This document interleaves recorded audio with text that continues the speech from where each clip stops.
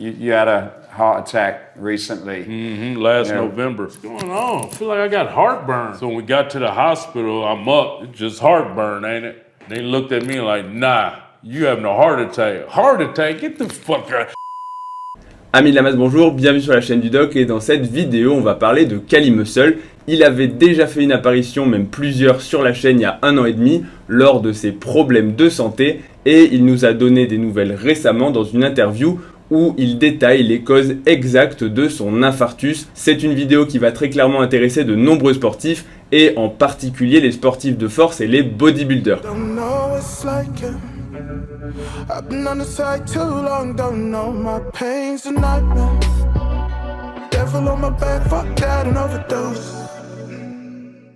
Pour tous ceux d'entre vous qui n'étiez pas là il y a 1 an et demi, déjà installez-vous confortablement et n'hésitez pas à vous abonner. Kali Muscle, c'est un bodybuilder qui est âgé aujourd'hui de 48 ans et qui avait fait plusieurs passages sur la chaîne en vidéo suite à ses problèmes de santé et notamment un infarctus massif, c'est-à-dire qu'une de ses artères du cœur s'était bouchée, ce qui avait conduit à de la nécrose, c'est-à-dire la mort d'une grosse partie de son cœur et ensuite a entraîné de l'insuffisance cardiaque. L'insuffisance cardiaque, c'est quand le cœur n'arrive plus à pomper suffisamment de sang pour alimenter la totalité des organes, ce qui va entraîner de la fatigue, de l'essoufflement et surtout nécessiter un changement radical de son mode de vie quand on est un sportif professionnel et un bodybuilder. Mais dans une interview récente, il nous a également parlé d'un autre problème de santé dont il souffrait depuis plusieurs dizaines d'années et qui a très clairement favorisé son infarctus. Il s'agit de l'hypertension artérielle. I was getting warnings and doctors would be telling me your blood pressure elevated for years.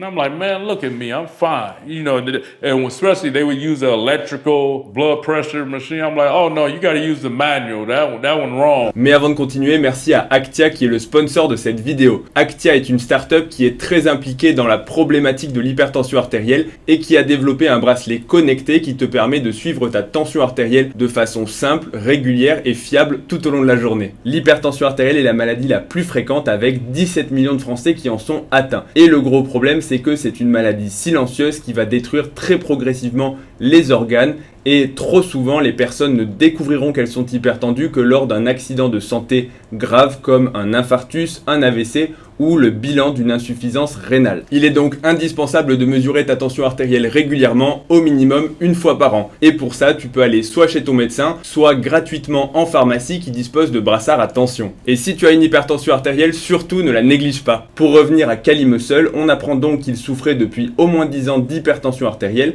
et que dès qu'il allait chez un médecin, celui-ci lui prenait la tension et lui mentionnait qu'il avait des chiffres élevés de tension artérielle. Le problème, c'est que Kali a décidé d'ignorer et de négliger son hypertension et de ne pas la traiter.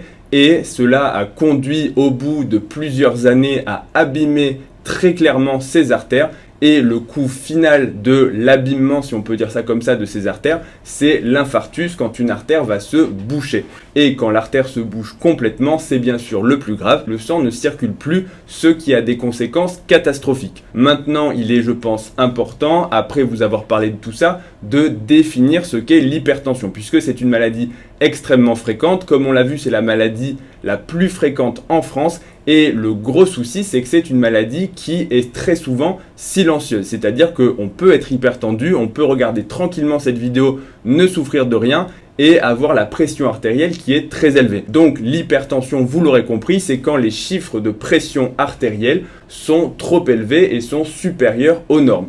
Et la pression artérielle, c'est quoi? C'est la pression qui va régner à l'intérieur des vaisseaux sanguins et pas n'importe quel vaisseau sanguin, il s'agit des artères. Les artères, ce sont les vaisseaux qui vont partir du cœur pour amener le sang oxygéné jusqu'à la périphérie. Et c'est important de préciser que la pression artérielle dans les artères est élevée puisque le cœur, qui est une pompe, va envoyer du sang sous pression pour que ce sang puisse atteindre les différents organes. Quand on la mesure, la pression artérielle est classiquement donnée par 2 chiffres. On va parler de pression artérielle systolique, ce sera le chiffre le plus élevé, et de pression artérielle diastolique, ce sera le chiffre le plus bas. La pression artérielle systolique correspond à la pression artérielle quand le cœur va se contracter et que cette contraction va faire un pic de pression et la pression va ensuite diminuer jusqu'à atteindre la diastolique, c'est-à-dire quand le cœur est totalement relâché juste avant de se recontracter, et c'est à ce moment-là que la pression artérielle est la plus basse dans le cycle. Quand les valeurs vont être supérieures à ces valeurs de référence, on va parler d'hypertension artérielle, et de façon communément admise, l'hypertension artérielle, c'est quand la pression artérielle va être supérieure à 140 pour la systolique et supérieure à 90 pour la diastolique. Donc si on vous prend une mesure de pression et que les valeurs, que ce soit l'une ou l'autre ou les deux de ces valeurs sont supérieures aux normes, vous avez peut-être de l'hypertension.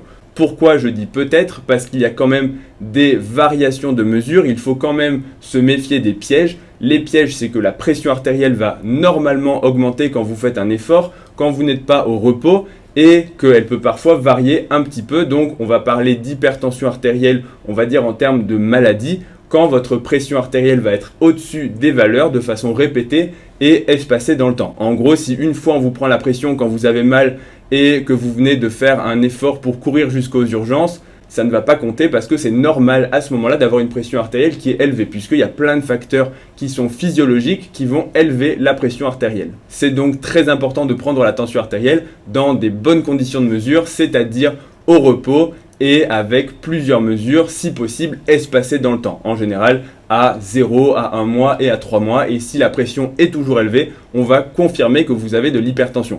Bien sûr, il y a des exceptions. Si une personne arrive avec plus de 200 de pression, quelles que soient les circonstances, globalement, on sait qu'il est hypertendu. Ou s'il a déjà un retentissement d'organes, c'est-à-dire des conséquences de l'hypertension. Et ce sera la transition avec la deuxième partie de la vidéo. Quelles sont les conséquences de l'hypertension et pourquoi c'est une maladie que l'on appelle le tueur silencieux. La pression artérielle, comme je vous l'ai dit, c'est la pression qui va s'exercer sur les artères. Le souci, et je pense que c'est assez facile à comprendre, c'est que si cette pression est trop élevée, elle va engendrer des contraintes et très simplement de la pression sur les parois artérielles qui va être anormalement élevée, et donc cette pression va occasionner des petits traumatismes sur les parois artérielles et va les rigidifier et paradoxalement les fragiliser en même temps. En gros, plus vous allez avoir quelque chose qui va taper fort, un peu comme si dans votre sang, au lieu d'avoir un tuyau sous pression comme le tuyau d'arrosage de votre jardin, vous avez du Karcher, la paroi va nécessiter d'être rigide et globalement épaissie pour supporter les contraintes de pression. Donc les premières conséquences vont être sur les artères qui vont se calcifier beaucoup plus vite et les petites agressions en permanence sur les parois vont conduire au dépôt de cholestérol, ce qui va favoriser la survenue en fait de plaques de cholestérol sur les artères, des rétrécissements et à terme des occlusions artérielles, que ce soit au niveau du cœur, donc avec une crise cardiaque, que ce soit au niveau du cerveau avec les fameux AVC, ou alors dans n'importe quelle artère. Parfois ça peut arriver au niveau des jambes, mais globalement il faut retenir AVC et infarctus. Toujours au niveau des artères, quand cette pression est trop élevée, elle peut occasionner des traumatismes directs sur la paroi qui sont beaucoup plus importants que les précédents. Ce sont ce qu'on appelle des dissections, c'est-à-dire que la paroi des artères va se déchirer, notamment pour la maladie la plus célèbre, c'est la dissection de l'aorte, qui peut vous tuer extrêmement rapidement. Vous imaginez que si la plus grosse artère du corps humain en fait est disséquée voire rompue, le décès survient en général assez vite et c'est une maladie extrêmement grave. Mais ces dissections peuvent survenir dans n'importe quelles artères, au niveau du cœur, des reins, bref, un peu partout. Et l'autre conséquence quand il y a trop de pression, imaginez un tuyau d'arrosage qui serait sous trop forte pression, c'est que le tuyau, donc l'artère, peut se rompre, ce qui va occasionner des saignements. Et le plus classiquement, ce sera au niveau du cerveau avec des hématomes cérébrales qui sont là aussi gravissimes. Donc l'hypertension artérielle, c'est un des gros facteurs de vieillissement prématuré et d'usure des artères. Maintenant, l'hypertension peut également avoir d'autres conséquences tout aussi graves directement sur les organes. Au niveau du cœur, la première conséquence, ce sera l'hypertrophie ventriculaire, c'est-à-dire le fait d'avoir un cœur très musclé et très épaissi. Il faut imaginer de façon assez simple que votre cœur, quand il se contracte, doit lutter, entre guillemets, contre la pression artérielle, qui est en fait la résistance au niveau des vaisseaux. Plus la pression artérielle va être élevée dans les artères, et plus le cœur va devoir lutter pour éjecter le sang, et donc se contracter fort. Donc si vous avez de l'hypertension artérielle de façon chronique qui va durer dans le temps, le cœur va devoir forcer plus et à force, comme un muscle, il va s'hypertrophier.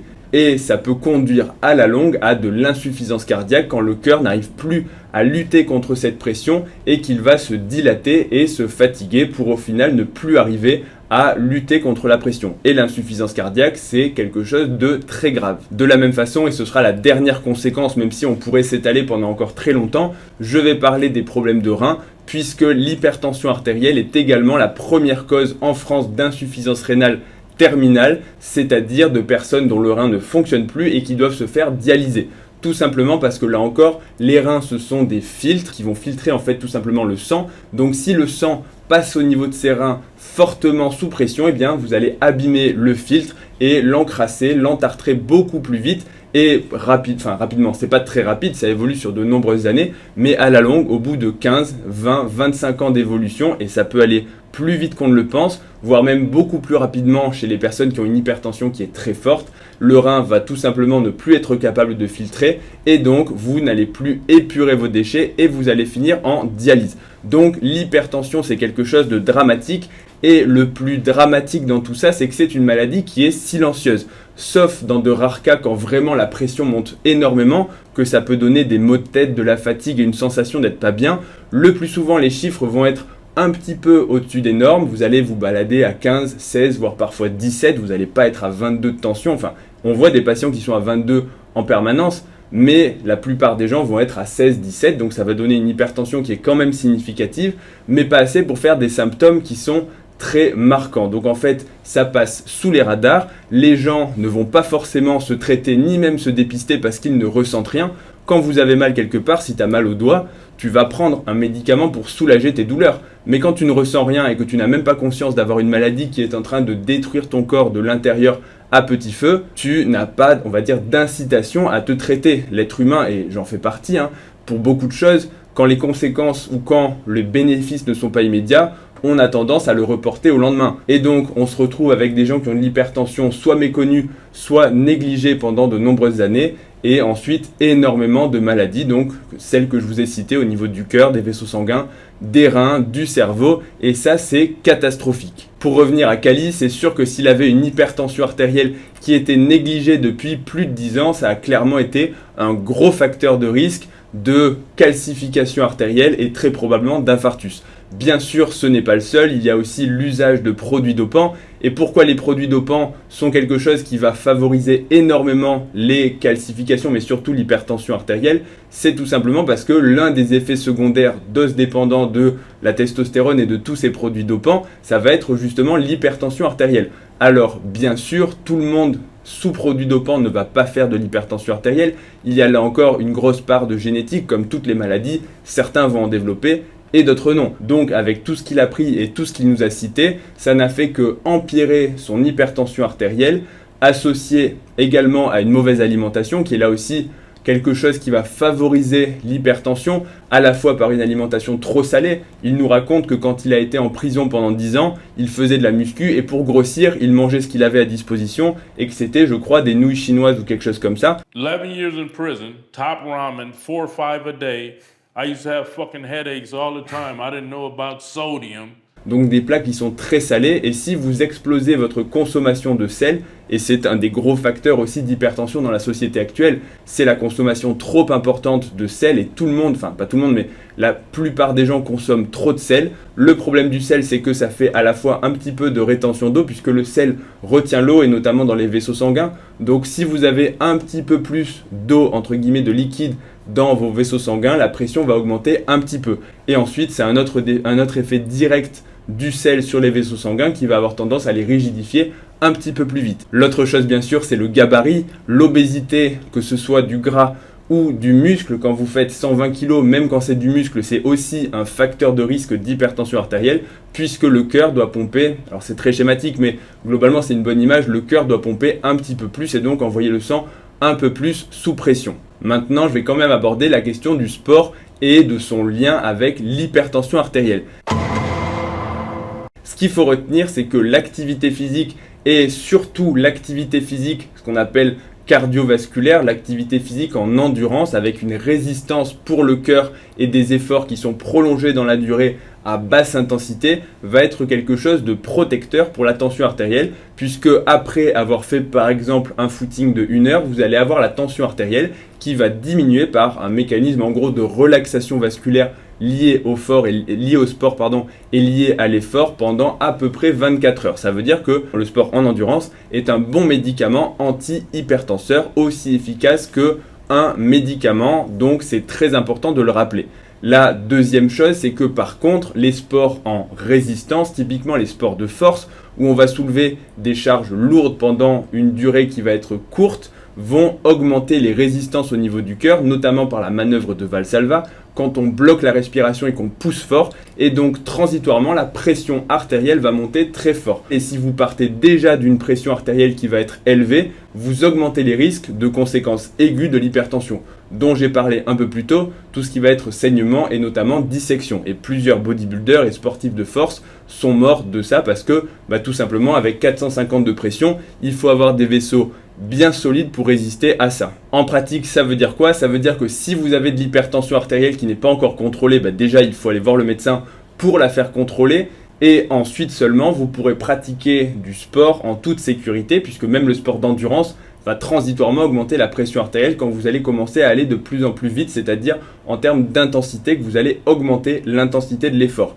Mais l'autre chose, c'est que la musculation et tous les sports de force, si vous avez une hypertension, c'est pas forcément les meilleurs sports à choisir. Ça ne veut pas dire que c'est contre-indiqué si votre hypertension est équilibrée, mais ça veut dire qu'il faut clairement demander l'avis de votre médecin, idéalement un cardiologue, pour pouvoir la pratiquer en toute sécurité. Maintenant, pour les sports d'endurance, en général, il n'y a pas de souci et c'est plutôt à recommander. Pour finir, je vais vous donner quelques conseils concernant l'hypertension artérielle.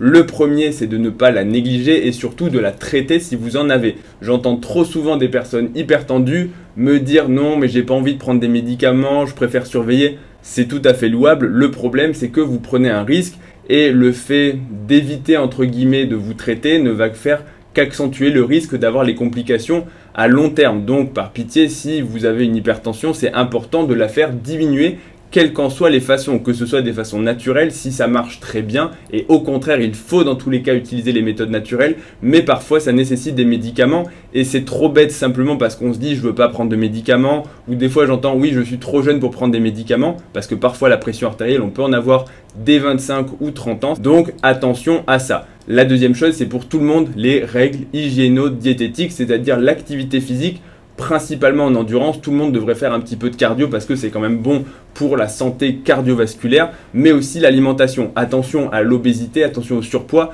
que ce soit du gras ou que ce soit du muscle. Si vous êtes en surpoids, si vous perdez un petit peu de poids, vous allez faire baisser votre pression artérielle. Pas chez tout le monde, mais chez la plupart des gens, on peut gagner un petit peu. L'alimentation ensuite avec le sel, attention au sel. Et enfin le dernier conseil, prenez votre pression artérielle, c'est vraiment important. Si vous ne l'avez jamais fait, d'aller chez votre médecin et de vous faire dépister au moins une fois. Et ensuite il est recommandé pour toute personne d'avoir une mesure de pression artérielle au moins une fois par an parce que ça évite justement d'avoir de l'hypertension artérielle non diagnostiquée. Avant de partir, je remercie encore une fois Actia pour avoir sponsorisé cette vidéo sur l'hypertension et pour ceux que ça intéresse, il y a un petit concours sur Instagram pour tenter de gagner un bracelet connecté. Si la vidéo vous a plu, n'hésitez pas à mettre un pouce bleu et un abonnement, ça soutient la chaîne. Retrouvez-moi également sur Instagram et sur TikTok, ledoc.pm. Et je vous dis à bientôt pour la prochaine vidéo. Salut! Don't know what's like